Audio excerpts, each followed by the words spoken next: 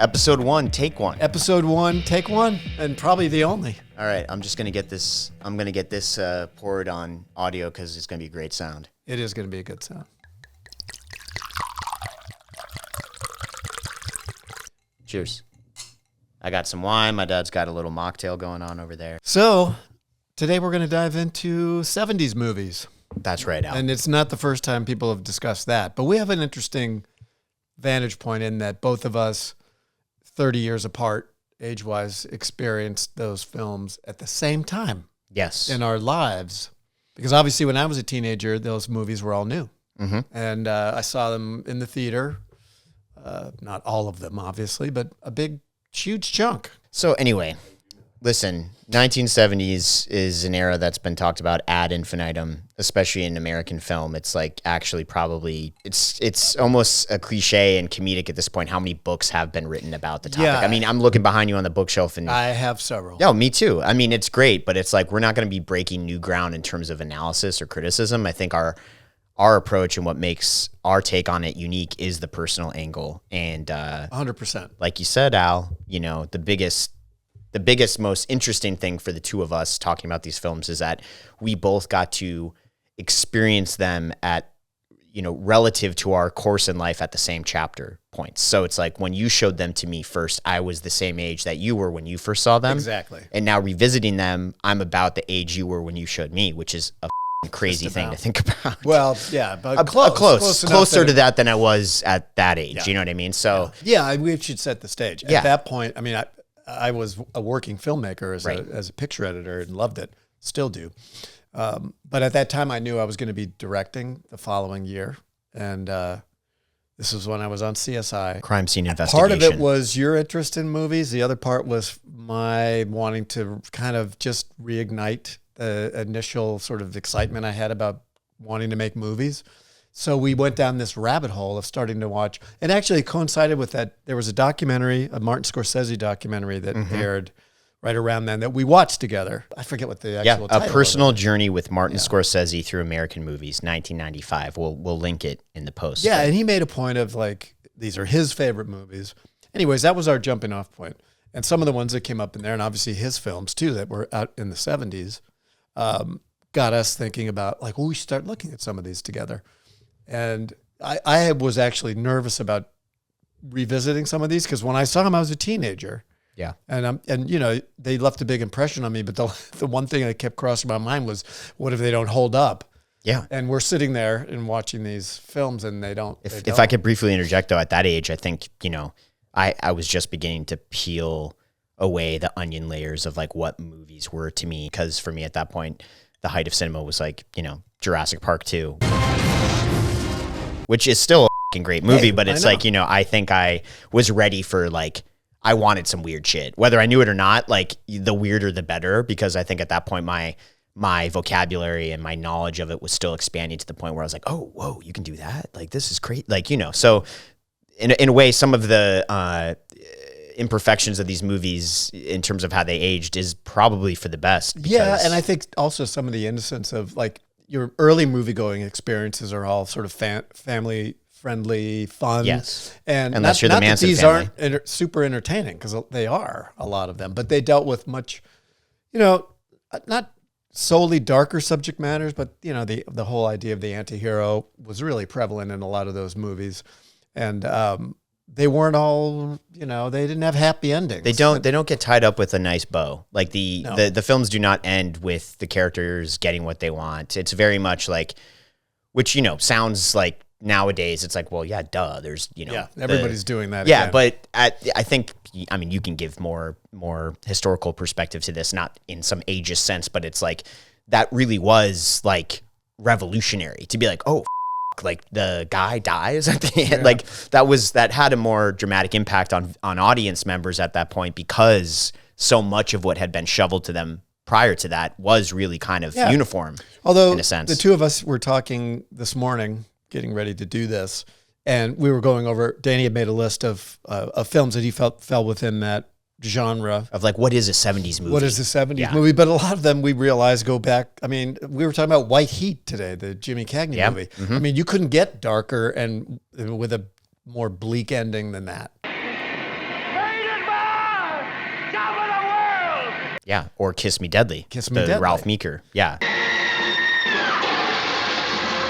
You're depicting the person doing the bad deed, but you're also having that warning at the end, which is crime like, does not pay, right? But that was the message. Although in the 70s, a lot of those films did not adhere to that. Crime does pay, or it's a bit more gray, and it's not as binary as good or bad, which is, I think, also tracking with where we were politically. And again, I'm saying this, only having kind of done a bit of homework right before this episode and just remembering what you've imparted to me and what I remember from social studies in high school. But it's like, it was the perfect kind of confluence of factors that led to this very, very dark kind of renaissance in American film, where it was sort of a recapitulation of noir themes filtered through the lens of what made the 70s the 70s. So it was, coming out of the I want to say the optimism of a lot of what the 60s brought with it, that there was going to be this new change, this new generation was going to bring in all this change.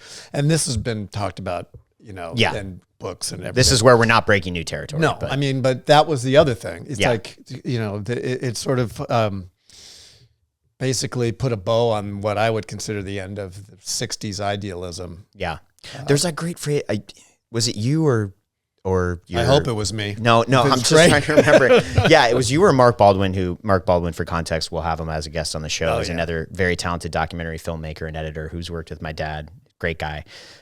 Was it you or Baldwin who said you were just Mark. Young enough? We were the ones that were there to clean up after the party. Right. It was like, because my too young to participate, just old enough to clean up after the 60s. I was like a middle schooler or younger. I should say younger, because the 60s I was in elementary school, but it was everybody's older brothers and sisters that were what I would consider letting their hair down. 60s, letting their hair down.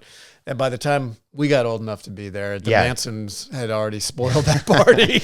And it's like, for me, that there's something so romantic and poetic about that being the capstone of the 60s. And there's the great Joan Didion piece where she talks about that summer night of the Manson murders. And, that's kind of whether that tracks like in a clear chronological delineation or not, which we can get into that later too, because I think categories like this are really funny, because the closer you get, the fuzzier it becomes. And it's like easy to bracket things and be like, that was the 70s, that was the 60s, but there's always overlap. There always is. And would you say, speaking to that point, it's like, yes, Manson's had a big Vietnam part Nixon, of it. Vietnam, Nixon, Watergate, it was this sort of sense of like a failure, on a collective failure. It was, it was like, there wasn't really one place to point the blame, which I think is also an interesting element of a lot of these films, is that like they are more institutional in nature. Like you think about Chinatown and it's like, obviously John Huston's character is a piece of shit, but at the same time, it's a systemic institutional problem that like feels somehow birthed from like what the 70s was. That a lot of times the villains became more diffuse. It wasn't like there's one bad guy. It's like, no, everything rotten. Was very gray, which I thought it was fascinating to me. And the thing too is like, because you're talking about the 60s, and I was too young really to have drawn a hard line, and there isn't one between that feeling in the 60s, or you knew it was going to happen because of the protests in the streets. There was going to be this massive change, and it was going to be for the good. And it wasn't, and it didn't happen. Yeah. And so I don't know how aware I was of all that happening when I was going to see these films, but they seemed to feel right. Yeah. It wasn't like, where are these dark voices coming from? I got it. Yeah. It's like, again, it gets at this element too that I think you and I had talked about prior to hitting the record button of like, well, we're not breaking new ground by talking about the 70s and talking about the fact that it's a reaction to a failure on the part of civil rights and women's rights and a lot of what the promise of the 60s had sort of foretold and failed to deliver on. But it's also, in a way, like this kind of more obtuse psychic energy that kind of just, because, the age at which you were when I first saw them too, 12, 13, it's like, I don't remember the plots as much as I do sort of the feeling and the pervading kind of worldview, which is a pretty dark worldview in most of these films.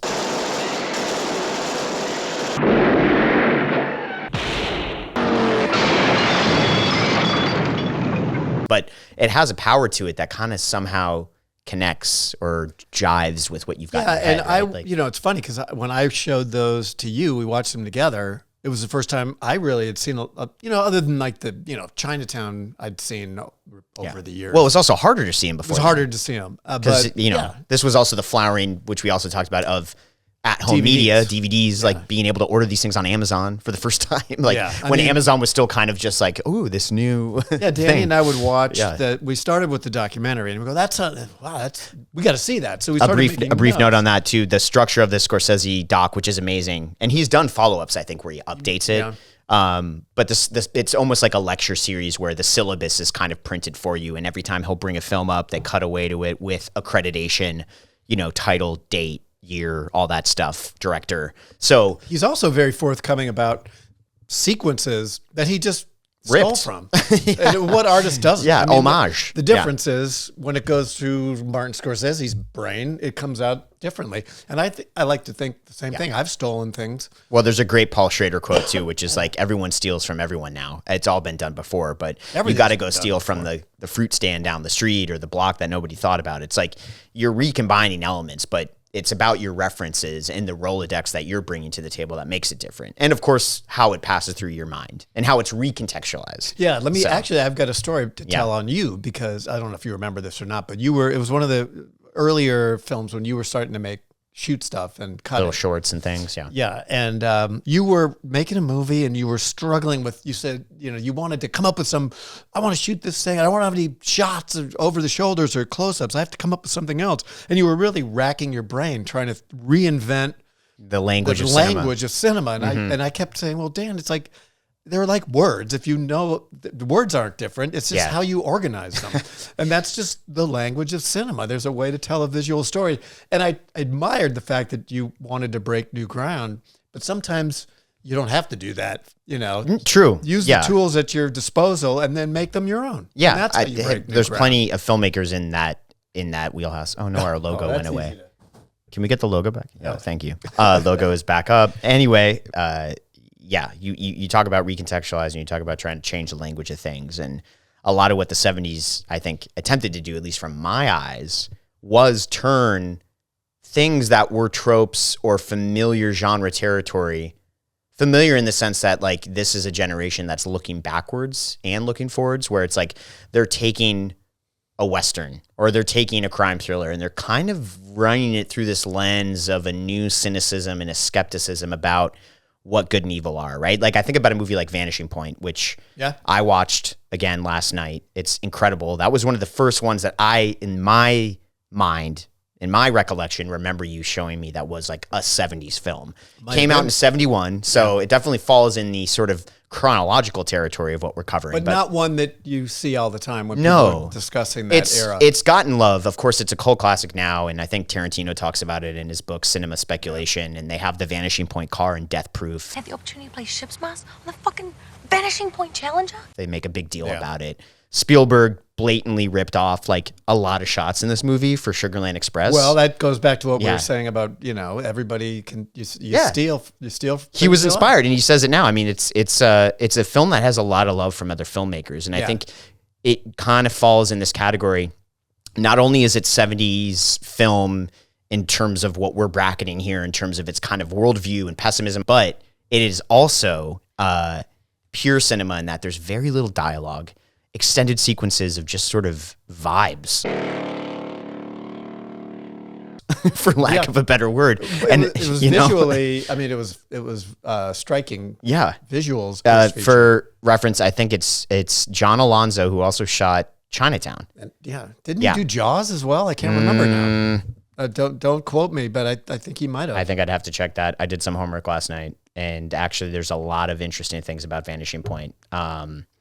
There's definitely like a more orderly academic way to kind of walk you through like what 70s film is about. But I think, we're kind of like doing go read one of the books then, if that's what you want. Let's just pull up the book. This is what I remember as a kid. My dad, to this day, with physical media being what it is, like never kept a DVD case, never kept the spines. This man buys Criterions, chucks the plastic, and just puts room for them. He puts them into these big ass DVD holds books. a lot of DVDs. It's crazy to me. Like, why wouldn't you want to hold on to the packaging? because I had nowhere to put it. But you're generating plastic waste. You realize that, right? Either way, it's okay. But now they're just in this book. Anyway, yeah. I love you for your commitment to this and how stubborn you are. I will die on the hill of always keeping the case. I always keep the case. All the information's available online. I know, but then at that point, why not just stream? I don't have to explain this. Okay, so can you show us the book? Please show it. I did. There's 200 movies in there at least. Okay. Then and on the side it says 70s. It does, but just facing the camera. Can you imagine what that would look like on a bookshelf? And that's not the only book I have. It would look beautiful.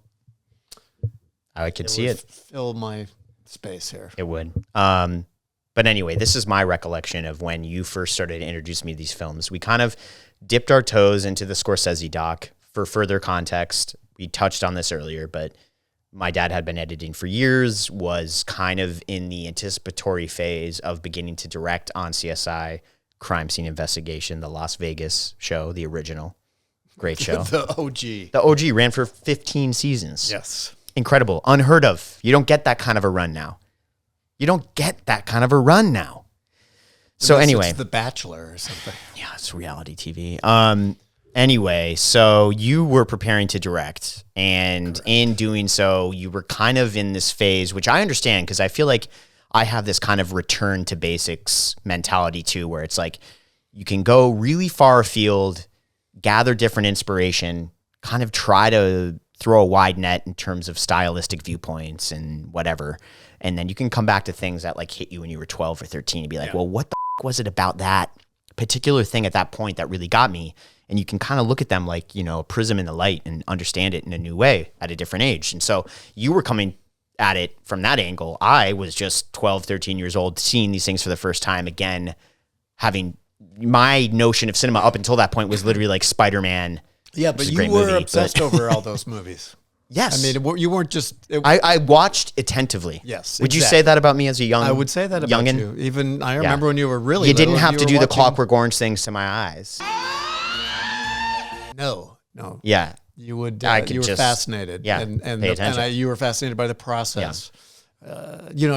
And you'd been on sets, so it was a world you were familiar with. Oh, totally. But you were starting to explore it on your own. Yes. Well, yeah, I was beginning to use that camera, the mini DV, the Sony PD-150. Not a high-def camera, but a fairly inexpensive Sony PD-150, and I loved the quality.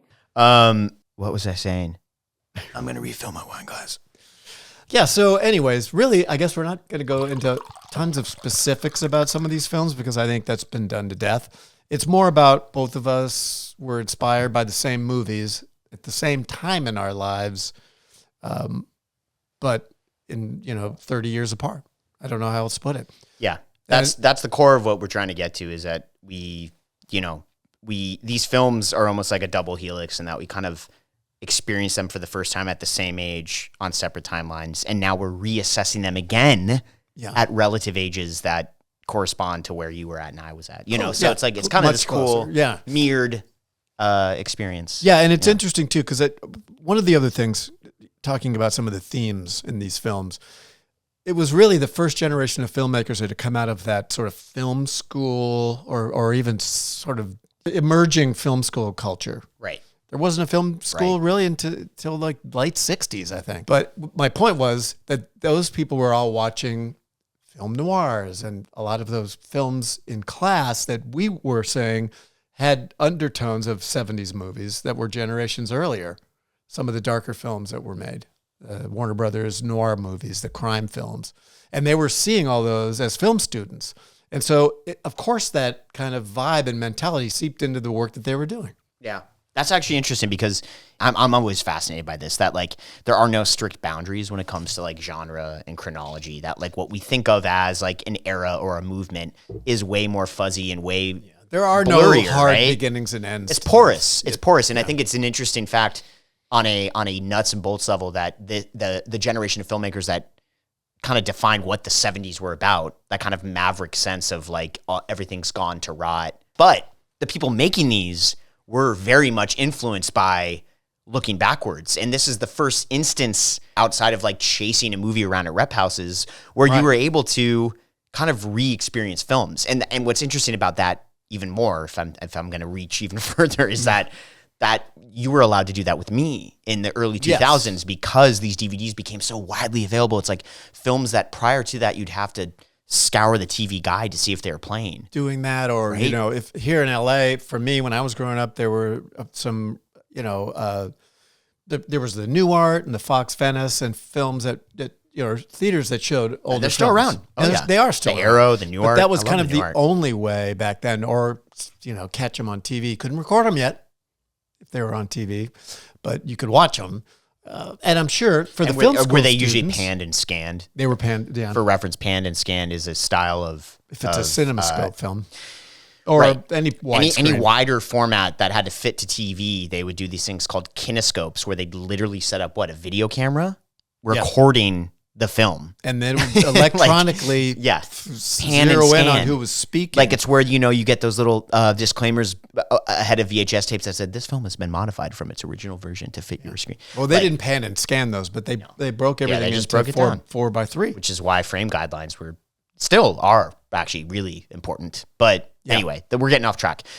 This is all, you know, to support the point that like they were hard to see. It's hard to re-experience these films until a certain era in history, or if you're going to film school and they had prints showing. And so, weirdly, you know, obviously when VHS tapes started coming out, they were accessible, but there was something about the advent of DVDs and when they became a little more affordable, as that became the dominant format, they were cheaper to make. And they were everywhere. And the studios had made an effort at that right around the same time to start going through their libraries and digitizing all of their assets and releasing them.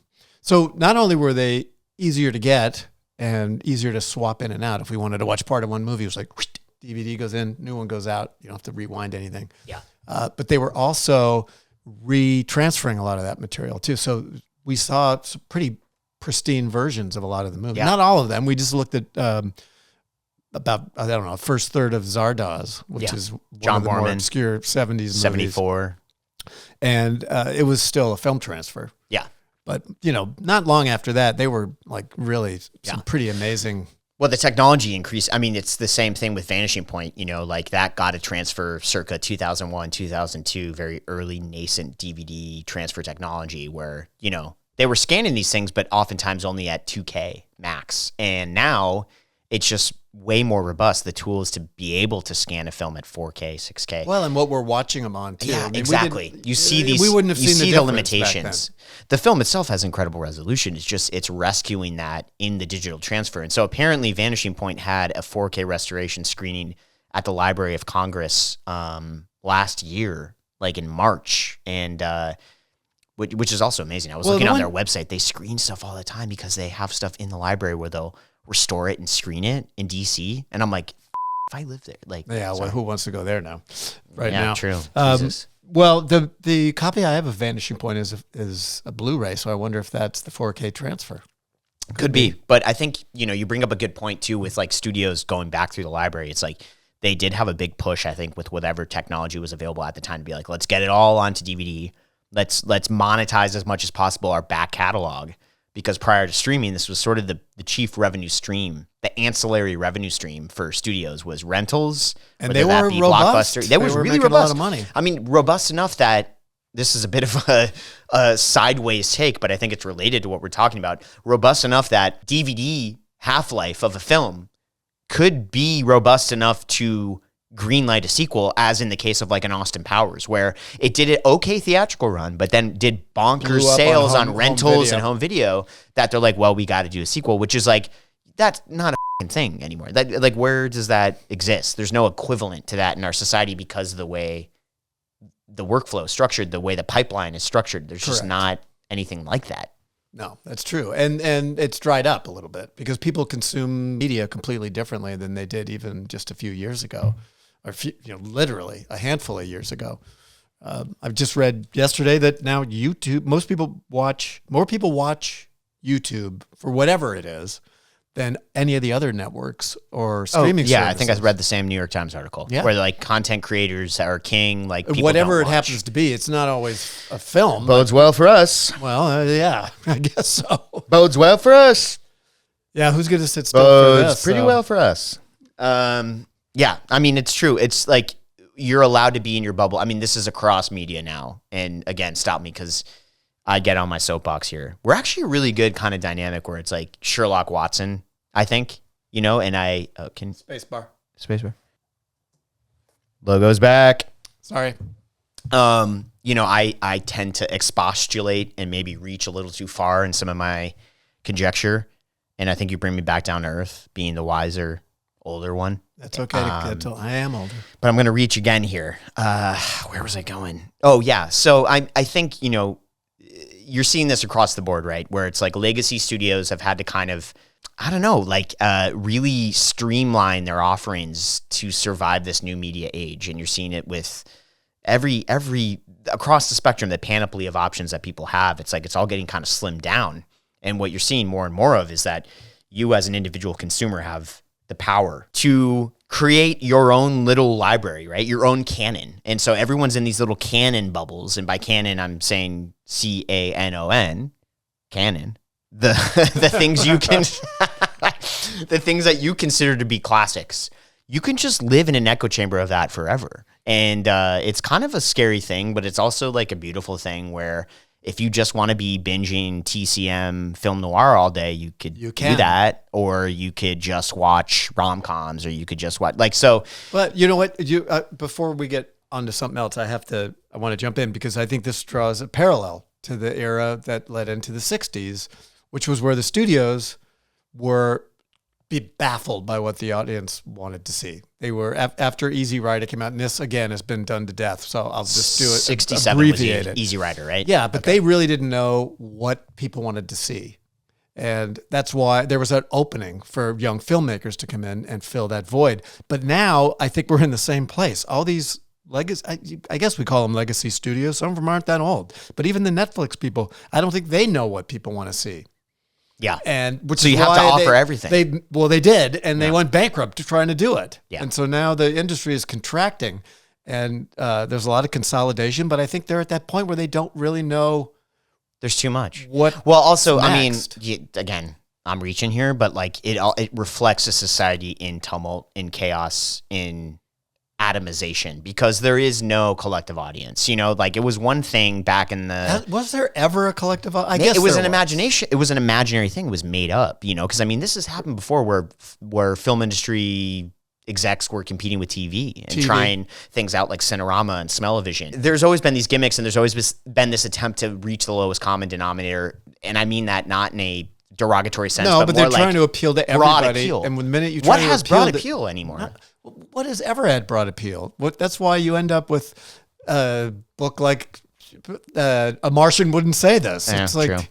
They're trying to pasteurize everything. It's like neither fish nor fowl when you try to be something for everybody. And so like, you know, what you get now is just the nichification of everything, which happened too with cable, right? Like I remember, you know, I'm not that old, but I'm old enough to know that like the streaming era is just eerily similar to like cable packages where it's like, I have this for this, and I get, you know, DirecTV for this, and I have this for that. It's like, we're not really advancing or evolving. I don't know. It's still an ongoing search, I think, for how to deliver product, what people want that product to be. And I'm using the word product only because that's something else we should touch on at some point, is the whole commerce versus art thing. Yeah. You know, but there are really good singular filmmaking voices out there, and there always will be. The problem is trying to find them. Yeah. You know? Yeah, exactly. As the noise, the noise to signal ratio is getting. Yeah. And as the physical, limitations are kind of going away to making a film. We were talking about this morning over coffee, that, it's very easy to make a movie now, to record an album now, what have you, on a laptop, where before you needed the keys to the kingdom to get in there and be able to play with all those toys. Which wasn't necessarily a good thing. I'm glad it's democratized. Yeah, but it doesn't mean that we're getting a bunch more great movies. No, for sure. It means that anybody can make a movie. Yes, but again, it's individual vision and the way that filters through people in different ways. And I think, again, that's what the 70s were, right? It's like these filmmakers who were kind of granted access to a system and a machinery and a way of working that they had prior to that only dreamed of. And it's like, after Easy Rider came out, which I have to correct myself, it wasn't 67, it was 69. Yeah, After Easy Rider came out, they just threw up their hands, right? They were like, okay, well, we clearly have lost the plot here. It's gone to the dogs. Let's give budget and first look offers to any young, long-haired guy that comes through Hollywood. Well, but they really did not know what kind of movies to make to appeal to the youth audience, which now was becoming the driving force of the box office. And that hasn't changed. Yeah, what does Generation Z want? What does Generation Alpha want? Like, yeah, but you're usually getting it wrong. Obviously, just part of it's generational, but also I was chasing tech and all the stuff, the social media stuff early, and I've stopped pretty much most of it. But you've got a better handle on, the whole TikTok world and the shorter videos with, and I have to be honest. I wouldn't say I have a handle on it. I disagree with people who are just blanketly saying that this generation, and I'm talking about even people younger than you, have no attention span. Because I think part of that's true, and I think a lot of that is device driven, but I don't think as a rule that everybody that's young has no attention span. No, I just think, these outlets now offer a specific flavor, right? It's like you go to TikTok for the kind of content that instead of trying to be something for everybody, this is what you get when you go to TikTok. Yeah, and it's you're again, it's the algorithm that's perfectly tailored to you. So you're getting, whether your inclination leans towards like little nuggets from true crime podcasts and you're kind of acting as a sort of citizen investigator at night, or whether you just want to turn off your brain and look at like whatever. I mean, like, listen, everybody's had a version of that throughout history. But can I tell you as a consumer of media, a downside to that? Because when I was younger, I had an AM radio in my first car, that was it. And there was one or two stations in LA that played like rock and roll, but they also played Frank Sinatra on the same playlist, depending on where the singles were in the charts. So I was exposed to a lot of stuff that I may or may not have ever been interested in.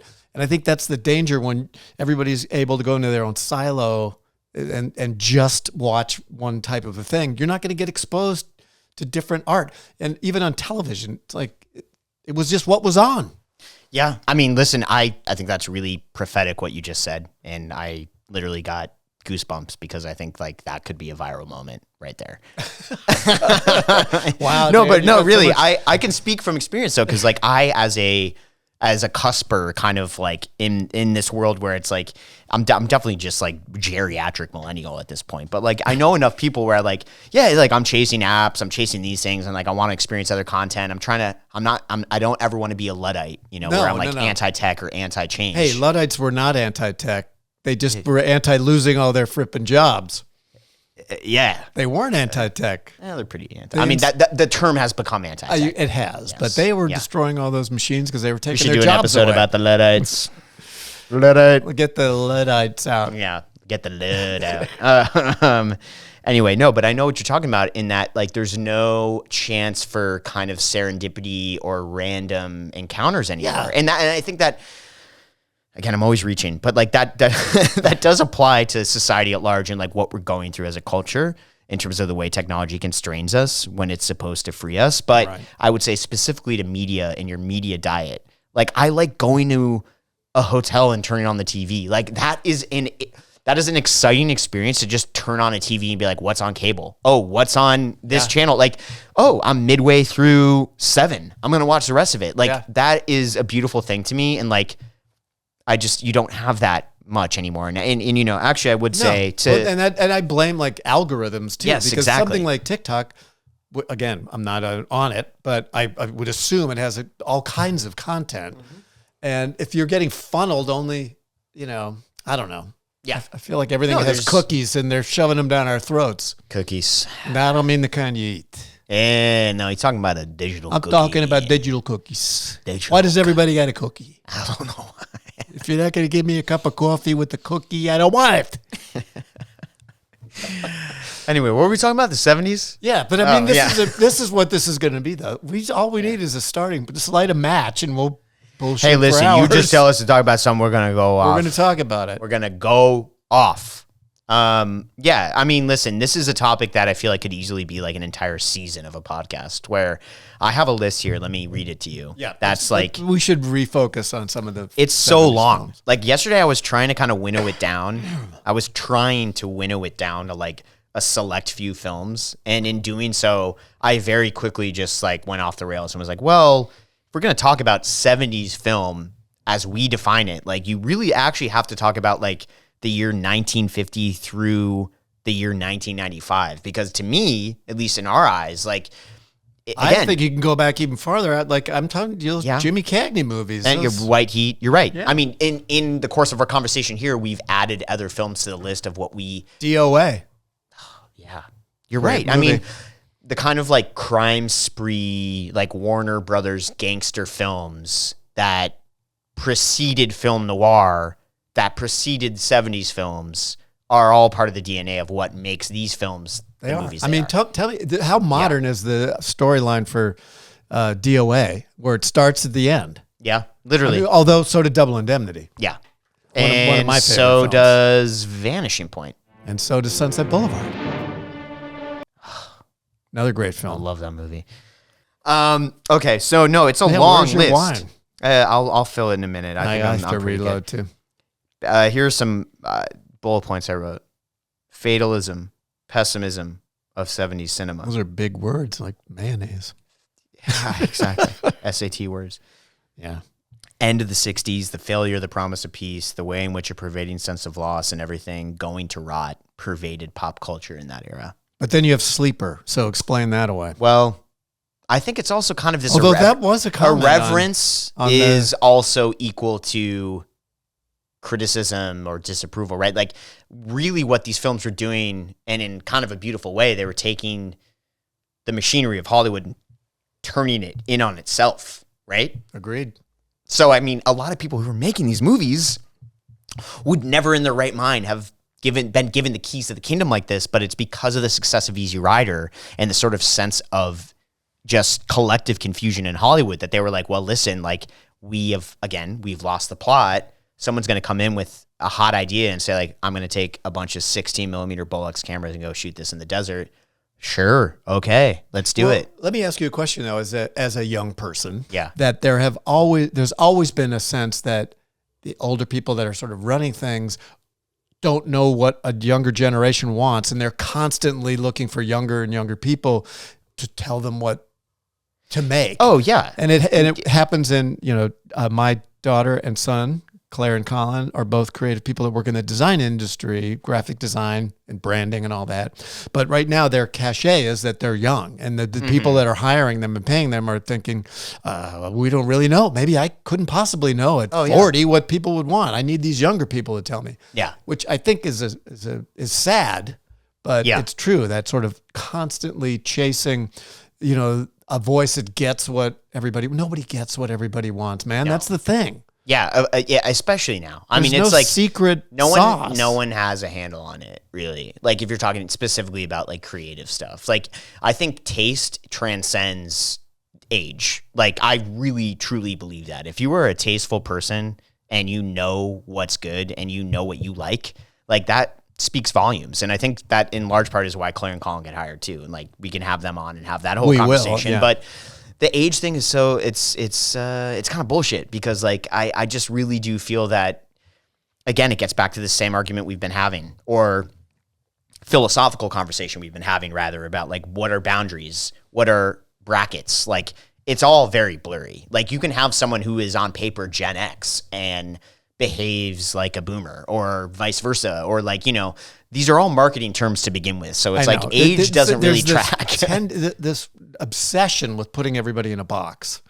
Yeah, it's how we work as human beings. Thinking of your audience as the 18 to 35, it's like, what the does that mean? But I'll tell you what it means. It's just like disposable income. They just want, it's always been about. Well, that part I get. Yeah, it's like income and how do we get to it. But then it's explain like to me why finding an oil vein where they can mine a vein of oil or gold and be like, oh, we hit. But explain to me why everybody was obsessed with that like super young demographic that started in the teens. They don't have any money. They're going to talk to their parents, who then buy them shit. Well, yeah, that's the theory. That's the theory. Yeah. But and if that's if you're using that to decide to decide the slate of films you want to make, it's not going to be a good recipe for success. Yeah, it's true. It's true. We're at another inflection point, and I think maybe another element worth mentioning, which we kind of touched on briefly, is that in revisiting a lot of these 70s films that meant a lot to us, we discovered that this can't be one episode. It can't. It's clearly not going to be because we're closing in on an hour. And we literally have just done like the intro to what would be the 70s. And it's going to be our first pod. And you're going to want to keep listening because we will share some bon mots. Yes, but I like that. But what I was going to say here before I lose the plot is that it is kind of a bittersweet feeling to revisit these films and realize that a lot of what motivated these filmmakers to go so left field and take these hard pivots and take these big swings with the choices they were making was in reaction to a culture and a society that they felt kind of failed them or had let them down. There were criticisms to be lodged. There was skepticism to be aired. And like, it feels in a way that we are deserving of another renaissance or era in American cinema that kind of equals the power of this. But in a way, that's also foolish to think that like the past can be repeated. We might be living through it, and it won't be until later on that you go back and say, you know what, there were some thematic elements to a lot of these cool Super movies. Mario Brothers movie actually was the a Kool-Aid movie. No, but I think the other thing though that I think is important, it's an important point to make, is that those films for me got me excited to make movies. Yeah, and I think what got us wanting to talk about this subject in the first place was my sharing that passion with Danny, which was emerging already, by showing him all the movies that it got me excited. And to my pleasant surprise, he enjoyed them. And all that did was add to all the things that had already come into your world. 100%. I mean, I was obsessed with Vanishing Point. I think I watched it probably like 7 times that year you showed it to me. And like, I had not seen it since I was probably 13 or 14 since last night when I watched it again. And it's a different film though for you, isn't it? It's a different film. It's a different film. Logo. Because that's exactly what happened to me when I watched it with you, because I hadn't seen it. It wasn't available, and watching it again, it was like, wow, this goes a little deeper than I thought. But there was something about it when I saw it. I mean, it was visually exciting because it's a really cool looking movie. Yeah. And I was into it. And it's also a tragedy that they cast Barry Newman to play No Kowalski. rip on him. Rip on Barry. Hey, listen, not a great perfect actor choice. or serviceable enough. But when you hear the short list of other actors that they had before him, before Richard Zanuck. Well, I did not know this until this morning. Here's but Dad. My favorite actor, my favorite American actor that I grew up. You can say it. They were going to cast Gene Hackman before him. Like that would have been 1,000 times better. That would have been 1,000 times better. Are you kidding me? Yeah, and like I say, Barry Newman in the right part he's terrific. But he gave it his level best. Let's put it that way. He did. And then again, the character's kind of a cipher anyways. Yeah. He's supposed to be an empty vessel. It doesn't vessel. hurt the movie. It's just with somebody else in that role, I think it might have elevated it a notch, In a way, it actually maybe is akin to the casting of Ryan O'Neal and Barry Lyndon, where you kind of have somebody who's like perfectly empty as a vessel. Don't get me started on that. Oh, I know you hate Ryan O'Neal. Well, we disagree on that movie as well. I think it's Barry beautifully Lyndon made, and it's boring as all get out. Oh, no, it's beautiful. Yeah. You want to fall asleep? You're wrong. You're wrong. Oh, you're wrong. Just Google the worst line of dialogue ever spoken. Well, by that an was actor. Ryan O'Neal in a different film. It was actually Norman Mailer's It was. film. Yeah, which is interesting that he made. But it's worth looking at. Yeah. Oh, man. Oh, God. Oh, man. Oh, God. Oh, man. Oh, God. Oh, man. Paper Moon's a great Worst movie. line reading. Paper Moon is Paper a great Moon movie. is a 70s He's movie. Perfect in that. Again, I that's think a we need terrific to do film. like an entire episode about each one of these movies. I'm kind of feeling that. So maybe this is the preamble to our 70s breakdown. Can I just read some of these titles? Yeah, and we'll pick one for the Okay. You ready? subsequent pod. This will be our wrap up. 1950, Gun Crazy. 1950, In a Lonely Place. Ooh. 1950, Sunset Boulevard. 1964, Doctor Strangelove. How about The Apartment? What year did that come out? I think that's like 60. 61, maybe. Yeah. Gotta check that. 1966, Seconds. Amazing movie. Rock Hudson, How John about Face in the Frankenheimer. Crowd? What year was that? Oh, Ilya Kazan, that's so good. What's the one with Burt Lancaster when he plays The Swimmer. No, the other one where he plays the Ooh, publicist. Sweet Smell of Success. Sweet Smell of Success. Hobby, I often wish I were deaf and wore a hearing aid. With a simple flick of the switch, I could shut out the greedy murmur of little men. That's a very, very cynical movie. Yeah. Yeah, that's a pretty dark movie. And, Yeah. geez, I'm forgetting. What was the Billy Wilder movie that with Kirk Douglas? Oh, Ace in the Hole. Ace in the Hole. This is my story. I want to keep it mine. Ace in the Hole. Fantastic So film. Dark. good. That is a 70s movie. You're right. I mean, God damn it, we got to revise this list. I don't even need to go through it because there's just too many. I know. So here's the deal. Yeah. This is our intro to becoming movie lovers as a father and son duo. Was bonding over all those movies. Not to take away from the movies we went to when you were younger and before we did that. Yeah. Because I loved it. And we went to have, everything. we have time to cover those on other episodes. And we will, but because this felt those are like pivotal. This is the protoplasm from which we both emerged as the people we are. Yeah, today. and I think it in a weird way it was twice for me a kickstart for wanting a career in film. One literally got my career started, and the second one got me so fired up about directing my first show that I couldn't wait to get on the set.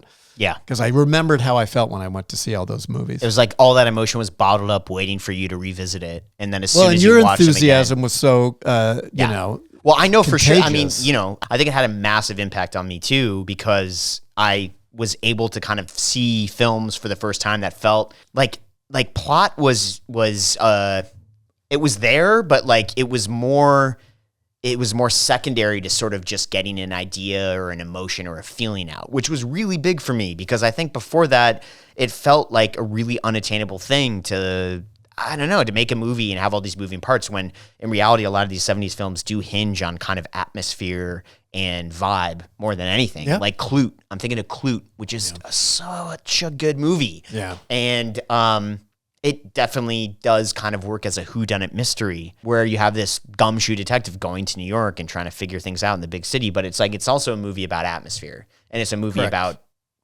you know, these sort of unspoken, unseen things, and that a film can function with very minimal dialogue, which like that is my, Agree. I love that. I love when a movie can work without having to explain everything. Well, to I you. mean, look, film in the silent era, right before sound came in, if you look at some of those like Sunrise and some of those amazing films, they were very incredibly visual. do a whole movie about something. Metropolis. We'll do that too. But I think right now the way we should end this is let's pick a movie, and that will be our next pod, and we will break it down hard. Listen, here, if anything's clear, when We're gonna watch it tonight. when we embarked on this journey of like covering the 70s, we didn't realize just how much we'd bitten off. It's a lot to chew. It's a lot. But I think getting through this, it's already conjured up so many memories and like collective experiences and like sort of sidebars that I think are worth getting into. They are, absolutely. So we got to go film by film. I think that's what it is. Yeah. And I think we should zero in on a movie, and we'll break it down, and we'll break it down hard. Okay. Well, there's the chronological approach, which, as we've, mentioned before, it's a blurry line. I know how we should do this. Okay, go ahead. Here's the deal. We're each going to pick one movie, Yeah. and we'll cover two movies. But Ooh, I like we that. won't discuss it. You pick one I like that. that preceded the 70s that you think. That's like a precursor. That's sort of a progenitor, You pick an early as you 70s will. movie. I'll pick an early 70s movie. We will rewatch them, and then we'll break it down. Okay, that's a really good idea. I think what you propose of sort of having a progenitor precursor to what we consider to be the 70s Renaissance is important. We're going to both pick a film that we feel in some way presaged the 70s movement that we're going to cover. I love it. And Dan, then get into the nitty gritty. and the other thing I think would be kind of fun, and now Yeah. that you've expanded our accessibility remit. to people, Yeah. is that if people have a favorite 70s movie they'd like to have us break down as well, Yes. reach out to us. How do they do this, Dan? They can do it through Instagram. They can do it through TikTok. They can do it through Buzzsprout. We I didn't realize they our did that. DMs open. We have an email through Buzzsprout. Like, hit us up on any of our social channels. Leave a comment on YouTube. Like, we'll get back to you. We will. We are very attentive. We have a social media manager, me. This is kind of Hey, can I pay you a compliment though? Yeah. First of all, I think you're like whip smart. Thank you. You're fun to be with. But having done a podcast, my other podcast for several years now, and it's just me interviewing people, it's fun. This is way more fun. I know, because you and I are like... Well, now I can have a discussion. It's like you're my dad or something. Yeah, isn't that weird? You're like a son to me. It's like you're related to me.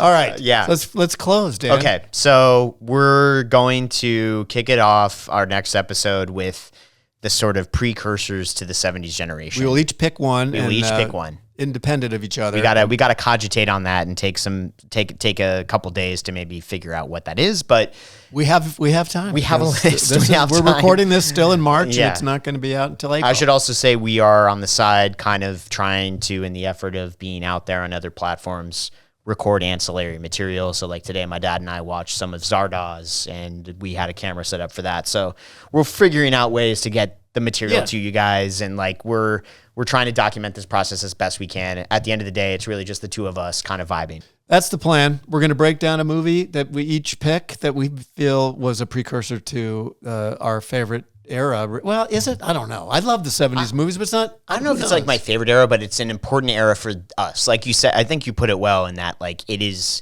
fundamental to like how you and I relate in terms of film, because there's a common language and there. Both of our careers. Oh, totally. And like I would say I think about these movies a lot. Like I know I do, and like I know they've seeped into my bloodstream in a way that like other films haven't. I think because of the age at which I first experienced them. So it's important for us to start here, because I think respective to each of our journeys, these films mean a lot. They have a lot of weight.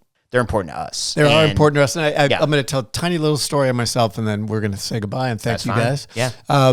When I was directing one of the episodes of CSI, there was going to be a scene where two people met clandestinely in a parking structure at night.